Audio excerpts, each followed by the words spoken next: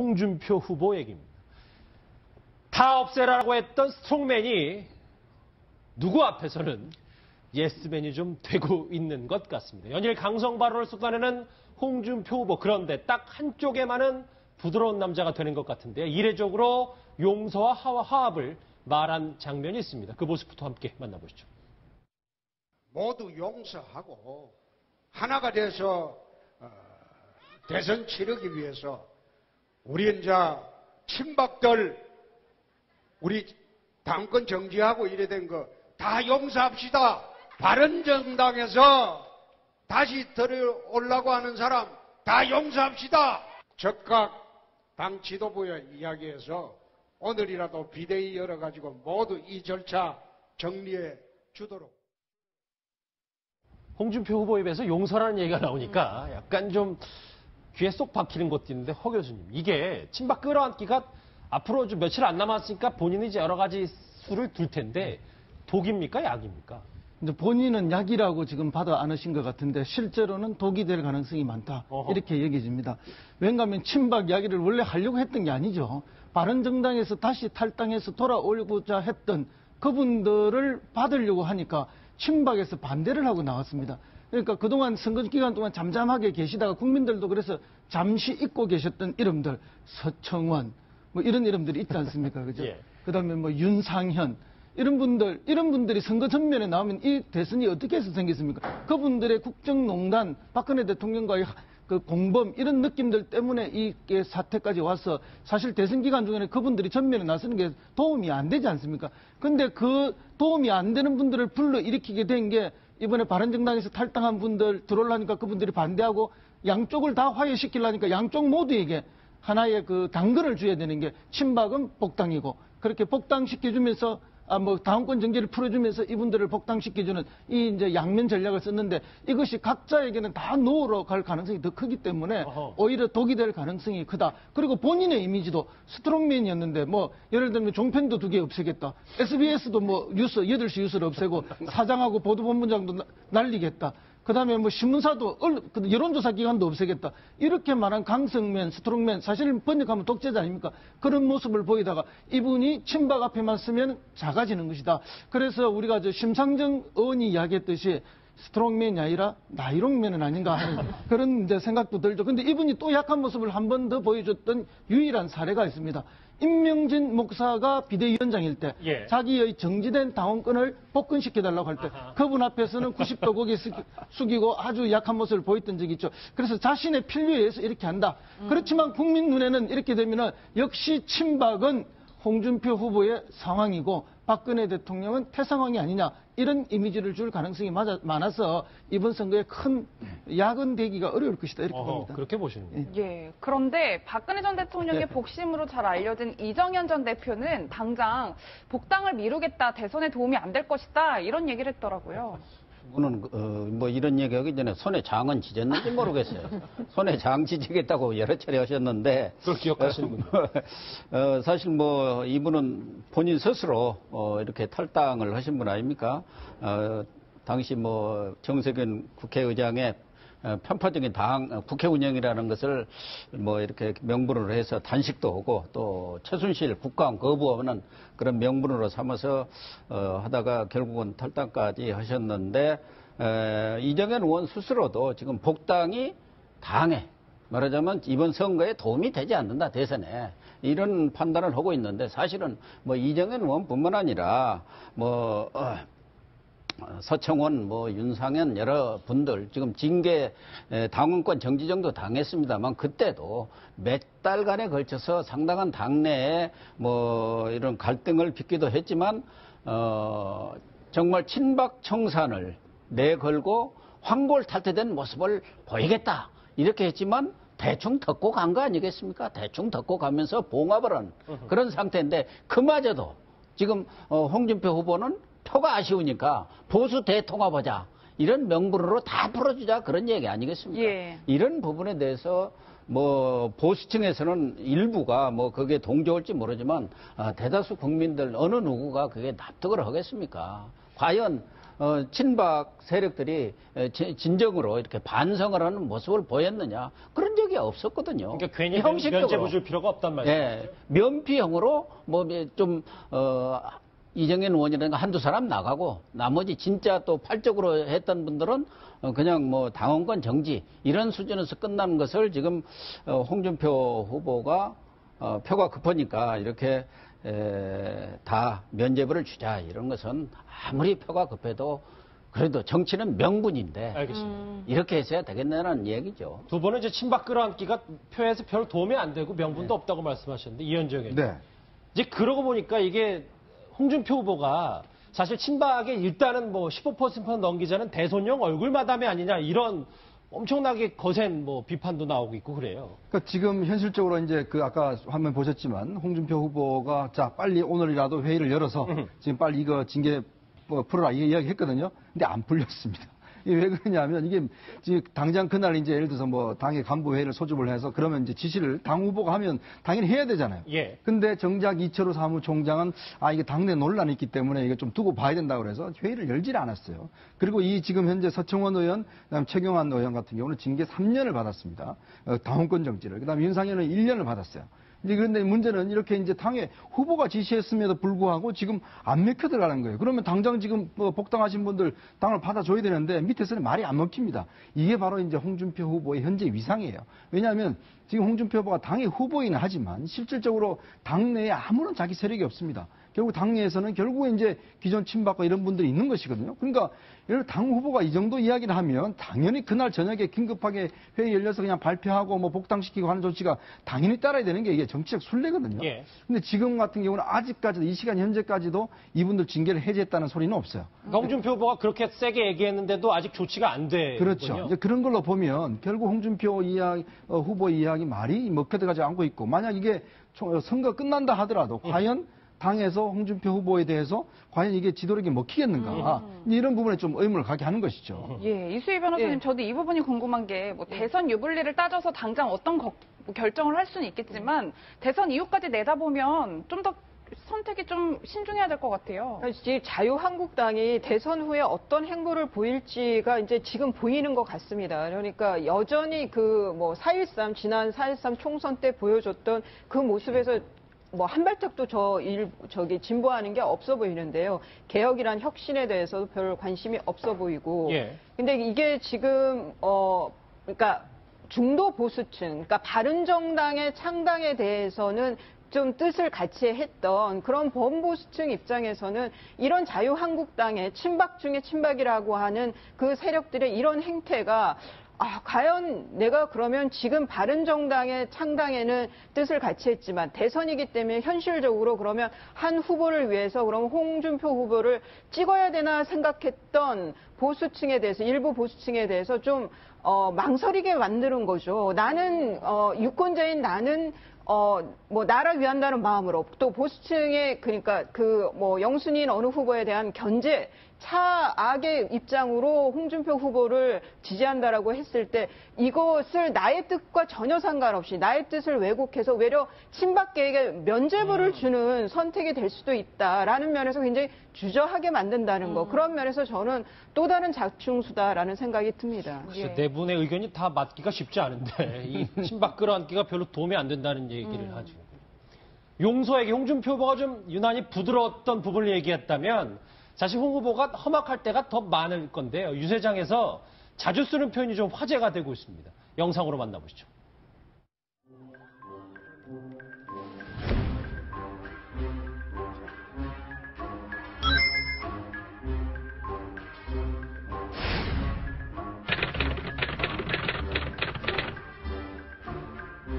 우리가 좌파 세세 우파 하나 나왔는데 이 상황에서 선거에 못 이기면 정말로 우린 낙동강에 빠져 죽을. 좌파가 세 사람이고 우파 한 사람이 붙었는데 그 선거 못 이기면 우리 포항 사람들 전부 우파들은 보수 우파들은 상상강에 뛰어들어가야 됩니다. 그래서 3대1 구도인데 그 구도에서 우리가 못 이기면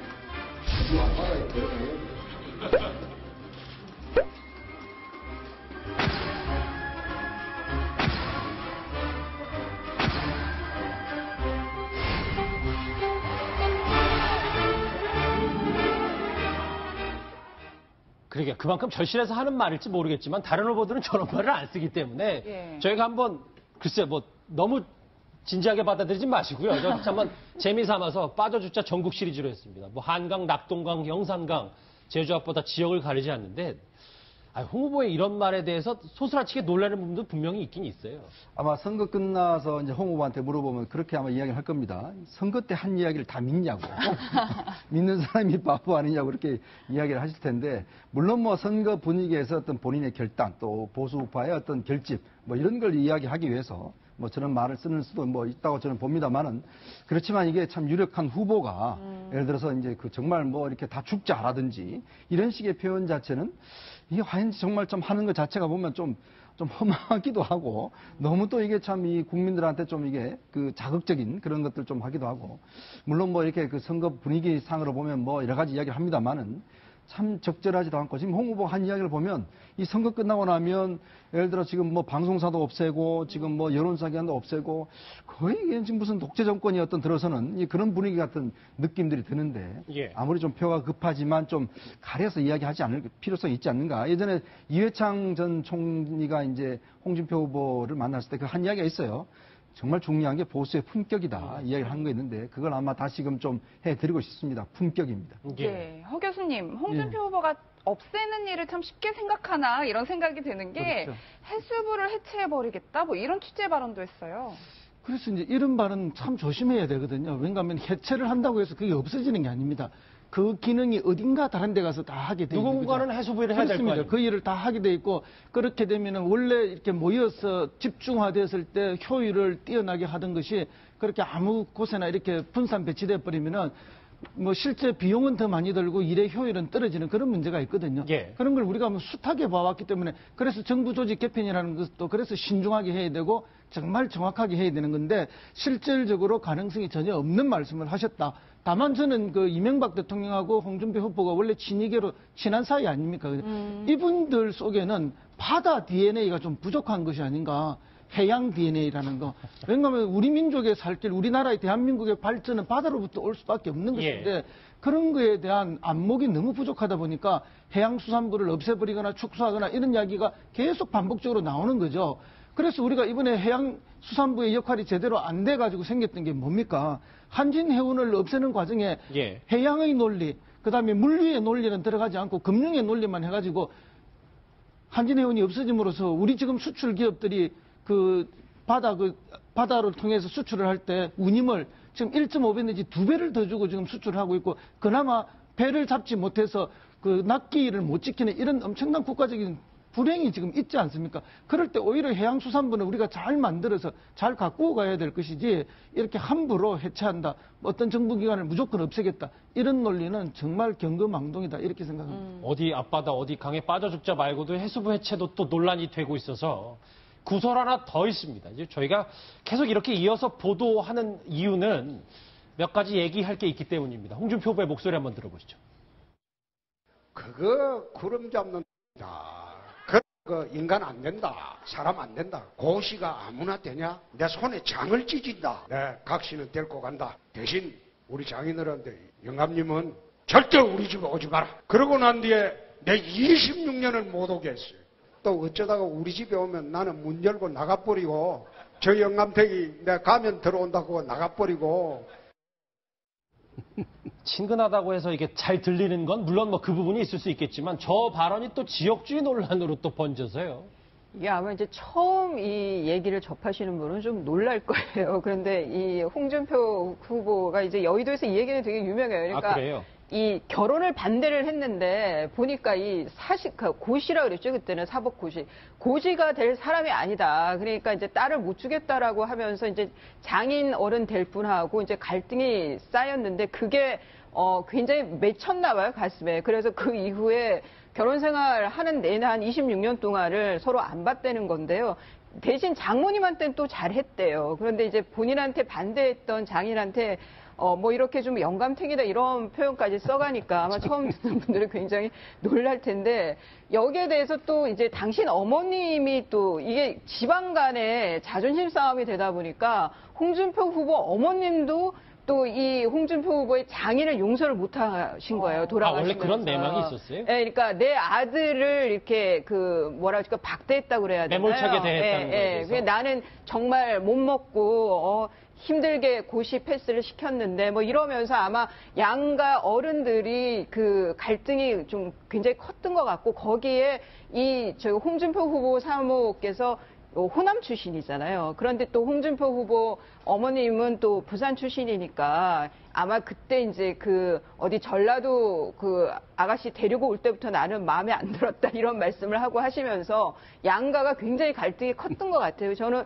이 사연을 그때 이제 여의도에서 듣고 정말 사모님이 굉장히 마음고생이 심했겠다 그런 생각을 했었거든요. 근데 글쎄 이제 스트롱맨이기도 하고 또 연설을 굉장히 이렇게 소탈하게 하기도 하지만 좀 홍준표 후보가 지금은 좀 자제해야 될 때가 아닌가 좀 너무 좀 편하게 하시는 게 아닌가 하는 생각도 또 드네요. 예, 고 박사님 이 말을 들은 박지원 대표가 가만히 있진 않았더라고요. SNS에 글을 올렸는데 노인 학대죄에 해당한다 뭐 이렇게까지 얘기를 했어요. 노인 학대죄까지 해당되는지는 죄에 해당되는지 제가 판단을 내릴 일은 아닙니다만은 아무리 장인이 좀 섭섭하게 했다 하더라도 그걸 26년 동안이나 돌아가실 때까지 그렇게 박대를 했다는 것은 인간적으로도 있을 수가 없는 일이고 또 우리가 늘 얘기하지 않습니까? 수신제가 치구는 그 앞서서 수신과 제가가 돼야 하는데 지금 홍준표 후보 걸핏하면은 빠져 죽겠다. 이거 말이 시된다는 말이 있는데 이 이야기는 원래 원조가 빠져 죽는다는 것은 지금 김기춘 전 청와대 비서실장이 15대 때인가요? 그 대선 때 김영삼, 김대중, 정주영 후보가 붙었을 때 그때 부산에서 초원복짐 사건 때 그 얘기입니다. 우리가 남이 가면서 우리가 이번에 대통령 와이에서 못 시키면 영도다리에 빠져 죽자. 그게 원조예요. 거기서 배운 것 같아요. 검찰 선배에서 배운 선후배에서 배웠는지 모르지만 어쨌든 이렇게 과격하게 말씀하시는 것은 전혀 적절치 않은 거고 대선 후보로서뿐만 아니라 그냥 인간으로서도 품위가 있다고 할 수는 없는 이고 또 하나는 저분은 말은 안 하지만 은근히 그 지역 감정을 부추기는 그런 말씀들을 쭉 해왔어요. 말하자면은 박지원 상황론이라든가 그게 사실은 안철수를 디스하는 게 아니고 영남표 특히 그 보수 영남표심을 향해서 안철수 찍어서 대통령 돼봤자 결국은 뒤에서 박지원 호남 사람한테 다 권력이 가는 거다. 그러니까 죽 써서 못 주는 꼴이 된다. 이런 것을 은근히 자극하기 위한 그런 언사가 아니었나 그런 생각이 들면서 좀 어쨌든 아까도 얘기했었습니다마는 좀 품격과 품위를 지키는 게 좋지 않겠냐. 보수라는 게 뭡니까? 정말 품격과 품위, 헌신 이런 그렇죠. 것들이 보수의 책임감 이런 것들이 보수의 어떤 가치라고 한다면 그런 면에서는 좀 거리가 있는 것 같습니다. 예. 장인을 안 봤다는 것까지 지금 이 대선판의 정치 공세로 여러 가지 또 왔다 갔다 하고 있는데 홍준표 후보는 이런 막말 논란이 더 커지자 정작 본인은 오늘 이렇게 얘기했습니다. 목소리 들어보시죠. 홍준표 저거는 참 강성인데 저거 대통령 실진하면 대한민국 또 어떻게 끌고 갈까 그걸 걱정하는 사람들이 있어요. 근데 지금은 강한 사람이 대통령이 되어야지 이 나라를 제대로 끌고 갑니다. 이번에 찍는 대통령은 역대 어느 때와 달라서 우선 북을 제압할 수 있는 강단과 결기가 있어야 됩니다. 그리고 배짱과 배심이 있어야 됩니다. 그래도 배심하면 홍준표가 제일 낫죠.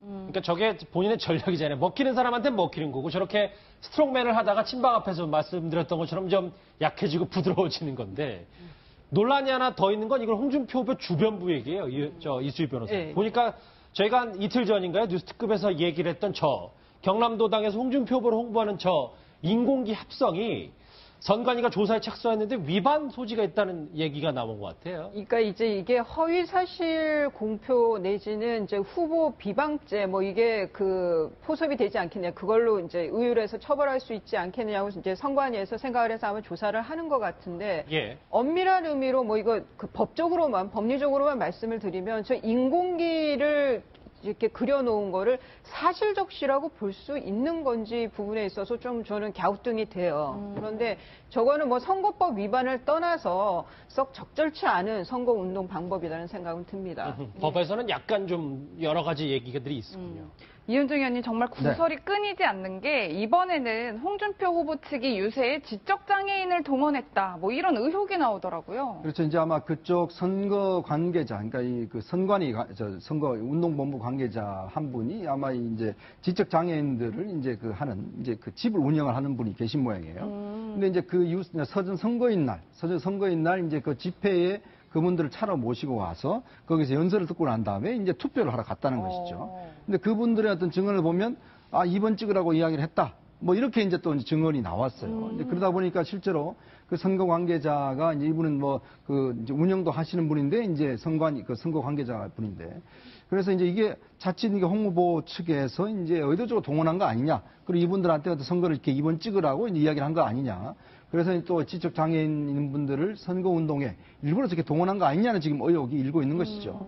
근데 지금 아마 저게 이제 어떤 지금 조사에 들어간 걸로 알고 있는데 만약에 이제 예를 들어서 어떤 향응을 뭐 예를 들어서 차를 왔다 갔다 태우고 선거장에 가는 건 불법입니다. 예. 이제 예를 들어서 저런 지적 장애인 같은 경우는 5월 9일 날 선거에서는 이제 이 선관위에서 이제 지원을 할 수가 있어요. 예. 이렇게 불편하신 분들 어르신들 같은 경우는 이제 선거관에서 저렇게 지원할 수가 있는데 이번 사전 투표에는 이제 해당이 되지 않습니다. 이제 그렇다 보니까 또 그분들한테 의도적으로 2번을 찍으라고 강요를 했다든지 이게 성립될 경우는 상당히 문제가 될 수 있는 소지가 있는 것이죠. 저거는 좀 사실관계는 좀 명확히 이제 사전 투표가 중요하기 때문에 살펴봐야 되겠습니다. 예.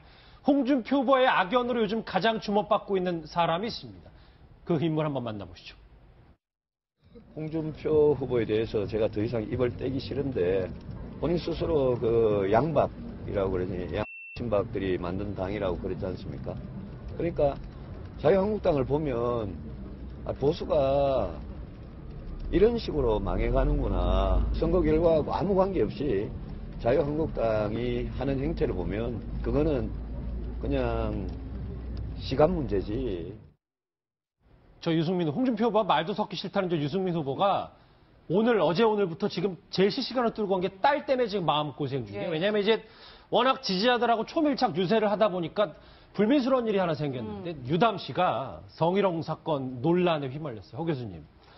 이게 선거운동 중이니까 단호하게 대처하기 힘드니까 이런 경우가 나온 거 아니겠어요? 그렇습니다. 뭐 선거운동 중에 단호하게 유권자에게 대처하다 보면은 오히려 역효과를 가져올 수도 있고 또 그것이 뭐 요즘 SNS에 올라가서 뭐 그만한 선거운동이라든지 갑질 선거운동 이렇게 돼서 오히려 큰 마이너스가 생길 수 있기 때문에 굉장히 이 얼적 자세, 저자세로서 선거운동을 할 수밖에 없습니다. 그런데 유담 씨는 특히 20대의 젊은 여성이고 또 뭐 미모로 인해서 지금 굉장히 큰 관심을 받고 있는 그런 상황인데다가 아버지의 어떤 어려운 정치적 입장 이런 것 때문에 어떤 동정심을 받는 이런 또 상황 속에서 선거운동을 하고 있는 상황에서 인기가 지금 폭발해 있었죠. 그러다 보니까 이제 특히 젊은 사람들한테 인기가 많았고 그래서 선거 유세 전략도 지금 각 대학 앞에서 열심히 하는 그렇죠. 거였는데 어제 이게 저 홍대 앞에서 이제 지지자들에게 사진 찍어주는 그런 선거운동 방식이었는데 그 중에 어떤 한 분이 와서 이렇게 무리한 행동을 했던 것으로 그렇게 얘기집니다. 정말 뭐 선거운동 하다 보면은 무리한 행동이 한두 가지가 아니긴 한데 이 어제 그 행동을 하신 분은 좀 아주 특별히 좀 뭐라 그럴까요? 질적으로 좋지 않았다. 이런 느낌이, 뭐, 저도 사진을 봤습니다. 그래서 이 부분에 대해서는, 뭐, 물론 뭐, 당에서는 뭐, 배우가 있고 조사를 해야 되고 이렇게 하는데, 뭐, 조사는 해야 되겠지만, 정치적인 어떤 배우가 있었다기보다는 이분 개인의 큰 일탈 행위가 아닌가. 그럼에도 불구하고 개인적 일탈이라 하더라도 이 부분에 대해서 한번 짚고 갈 것은 반드시 짚어야 한다. 이렇게 보이고요. 아마 아버지로서는 마음이 좀 많이 아플 겁니다. 본인이 처한 상황도 힘들었는데 그걸 돕기 위해서 나왔던 딸까지 또 이런 어려운 상황에 곤욕을 치르게 되면 얼마나 그 마음이 좀 무너지겠습니까? 어쨌든 뭐 유승민 후보가 동정심을 많이 받으면서 지금 막 상승하는 국면에 뭐 좋든 나쁘든 선거에 도움이 되든 안 되든 뭐 악재는 악재다 이렇게 보여지고요.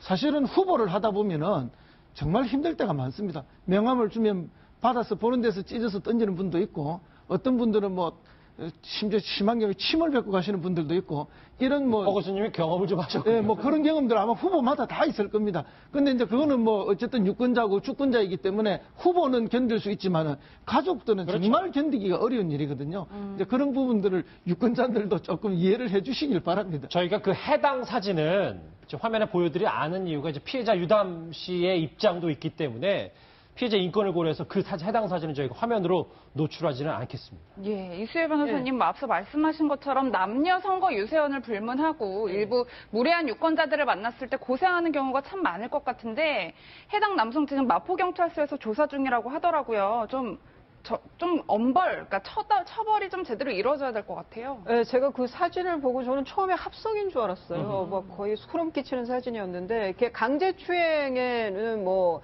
성립하는 게 별 문제가 없어 보여요. 아무리 뭐 어깨, 얼굴 가까이였다고 하더라도 성적 모욕감을 느끼기 충분한 행위였다고 보이고요. 다만 이제 그 여성 선거운동원들 지금 지금 시청하시는 시청자분들도 많이 보시겠지만 이렇게 그 단체복 입고 뭐 이런 판넬 들고 이렇게 도로 다니고 또 상가 방문하고 이러는데 특히 그 여성 운동원들이 많거든요. 이렇게 그 접근하기가 좀 더 부드러우니까요. 그렇죠. 그런데 저녁 시간대 식당에 가면 이제 술 취한 유권자분들이 좀 뭐 희롱을 하거나 뭐 술을 마시고 가라 뭐 이런 이제 그 장난이 아니고 좀 불쾌한 거죠. 그런 건 장난이라고 말할 수는 없는 그런 일들을 겪죠. 그런데 뭐 후보들은 이제 저렇게 단상에서 유세를 하니까 그런 어려움들을 잘 모르는데 그런 면에서 이제 선거운동원들의 그 일당이 좀 올라가야 되지 않느냐. 일당이 좀 현실성이 좀 부족하다 이런 생각도 듭니다. 배우설까지는 이현정 의원님 아니겠죠? 저 뭐 성희롱 논란이. 그렇죠. 이게 이제 지금 보니까 좀 이 배우보다는 오히려 이제 그 분이 뭐 주로 이제 우리가 그 아주 혐오 사이트라고 이제 불리지 않습니까? 거기 아마 회원으로도 돼 있는 분 같아요. 지금 현재 30대인데 지금 이게 또 이제 네티즌 수사대들이 바로 또 신원을 파악을 해서 바로 이제 체포를 했습니다.